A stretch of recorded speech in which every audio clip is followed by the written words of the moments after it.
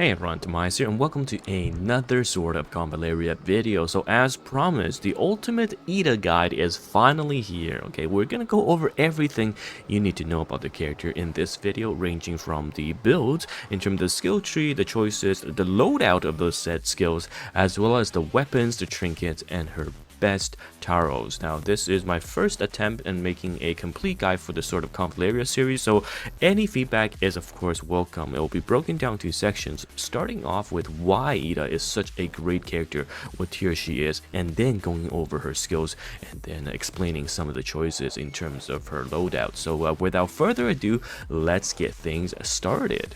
Now, Edda is from the Watcher class and the best magical damage amplifier in the entire game. As a support, she also brings in a few unique mechanics as well, notably summoning a box so it can stand on top of it and gain high ground advantage, or throwing a wine barrel that decreases the enemy's speed and magical defense through applying a tile change called Liquor.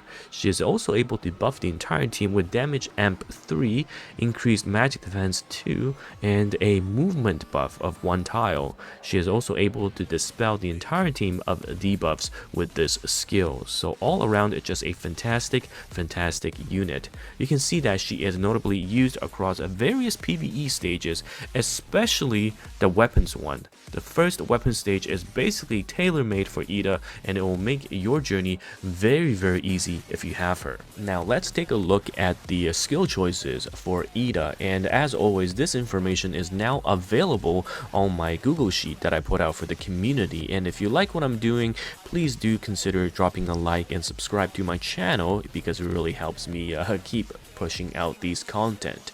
So let's take a look at Edda. Now the fortification of course is going to be your rank 1 skill that you pick on the left side, because this is so strong. It's an instant cast to get your turn still, and this box allows you to circumvent some of the tile changes that you'll face against as boss mechanics, and also providing high ground to the team.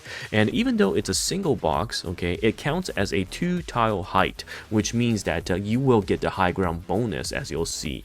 Now in terms of the rank 3, this is the one where you have to use like a Castelia to pick both up, and this is what's so great about Edda, because she will essentially come online after rank 3, which is quite early, because these 2 core skills really push her to the next level. Now the wine barrel casting we have seen, the Liquor tile applies a 150 speed debuff and a 40% magical defense debuff. Now this is so insane, okay, because the damage calculation in this game works as follows. You can actually stack the magical defense debuff. So as you can see, if I use the bottle, which is the SR trinket, the disaster bottle, and I used the Liquor tile casting followed up by a Worn Horn tactic, you can reduce the boss magical defense to 0, completely 0, and now your character such as Beryl will do insane damage, and this is what makes her the tier 0 magical team support.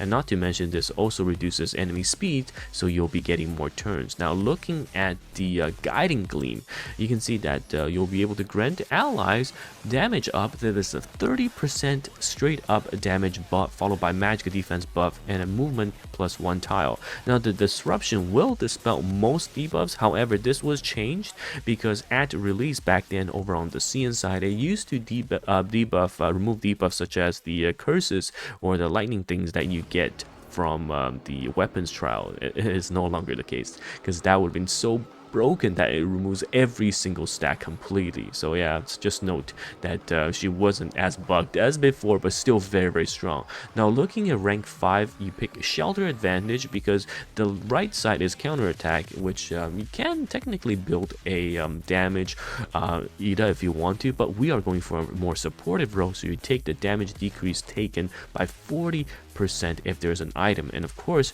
your fortification box will count as an item. And the last one is gonna be your skill, your last skill passive, which is the barricade fight, and you do gain some attack and allows you to move after an active attack, which is somewhat useful in moving things around, versus the rupture armor. Now this may look really good on paper initially, because you're decreasing 40% of physical attack if you use a single attack, which triggers off of the follow-up attack from Edda, because Edda gets that as a innate passive.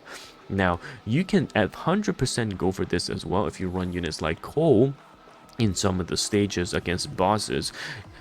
It's ultimately a 50-50 gamble, and it's not as straightforward as this. And plus, Edda is best on the magical team, so this doesn't come up a lot, and that's why the CM players don't pick this one. Now, in terms of the rank 9, a lot of us are not there quite yet, but if you get there, pick the Dispelling Strike to dispel enemy debuffs, or you can pick the Shield Break, but this I highly do not recommend, because there's not a lot of shield that would essentially require to increase your attack by 15%. You're not breaking that with that 15% buff anyways, so pick the dispel, and 2 buff dispels with on a basic attack is absolutely crazy. And the last one is Take Arms, and again, this is a supporting effect that supports the other allies within 4 tiles to restore 1 energy, and when she points an assist attack, she will gain an attack that increases her damage by 130. So this is not bad at all, but overall the loadout is gonna look like this, okay? So your passive is going to be the Shelter Advantage, your basic attacks going to be the Dispel, and then you've got your Fortification, Wine Barrel, and then your Guiding Gleam. So you can see all 3 active skills are basically online at rank 3, which is very early. That's why she's so strong. And then the Wine Barrel casting and the boxes are just pure utility. Now, looking at the weapons choices, you've got your longbow of the Martyr, which I think is the best one. And as always, like I've said previously, you can see that all of the weapons have been updated here as well for Edda on the spreadsheet. So the Martyr bow is better than the Meteor or the other one, just due to the fact that this applies another damage increase debuff. You can see she really makes your team do a lot more. The damage amp coming out from her is insane. And in terms of the trinket choices, there are only, I would say, 1 if you are free to play, because there is another one which I'll talk about. But the disaster bottle is super strong, because even at the base level 1 and later on you can enhance it to apply 2 random level 2 debuffs. But the level 2 debuff you're going for is the decreased magical defense too, because again it will go minus 40%, and the liquor is another minus 40%, and then your Warhorn tactic is minus 20, so it's 100% damage reduction, reducing the boss or anyone's target magical defense to 0. The other non-free-to-play option is actually the Flying Blade, and I say it's not free-to-play because a lot of characters such as Cole will benefit more from this, so only if you have extras then you can equip the Flying Blade Arms Guard. And you use this trinket to trigger the Martyr's passive without committing to a basic attack, because any single active attack that deals damage will apply this 10% damage amp debuff. So personally for me though, I think the Disaster Bottle is much better. Now, speaking of the Taro choices, there aren't a lot, and this is to say because Edda is such a great support, you can just use a lot of the generic support taros. Now, personally, I went with the Guidance of the World, and that's what the CM players do use, due to the fact that this reduces the CD of all active skills by 1 turn when not using any active skills. And a lot of Edda's skills are instant, which means you can cast 2 or 3 skills in a single turn, and the turn following that, everything will be on cooldown, so you can just stand by. This doesn't compromise her attacks because she will be following up with her basic attack through her traits. Other than that, there are other ones such as the Destruction of the Tower if you want to build a damage focused Edda, but for now I think the Guidance of the World with the specific exclusive Taro effect is quite good. And looking at her trait, a lot of people would probably not want to pull dupes or farm her shards because she sits perfectly fine at 1 star. Now, if you go up higher, essentially she's going to gain more attacks, and her assist attacks will have a bigger range, a bigger physical damage, and also more uses per round. But personally, I will be using Edda as a pure support with utility, so 1 star Edda will be fine for most of us. Now, looking at some of the best partners to pair with Edda, I'll probably make a separate video, so I'll be very brief in this one. Now, in terms of the team compositions, you want to look at magic damage dealers. Of course, Barrow is going to be a fantastic choice. Her choo aiming at the enemy from the high ground because of the boxes is going to do extra damage. And of course, you've got the magic defense shred all the way down to 0, and as well as the damage amp coming out from the gleam above. So a very nice teammate indeed. And similarly, we've also got Nungo, the highest single target character that is also a ranger that deals magic damage, so a very much appreciated as well. Now, personally, one of my favorite units to go with Edda, as you can see in the initial part of the run, is going to be Abyss. Abyss debuffs the enemy by quite a lot, and this is a very, very reliable way, especially in the weapons trial, to apply magical defense debuff against the enemy. And like you've seen, in junction with the Warhorn, you'll reach 100% magic defense shred. So a fantastic character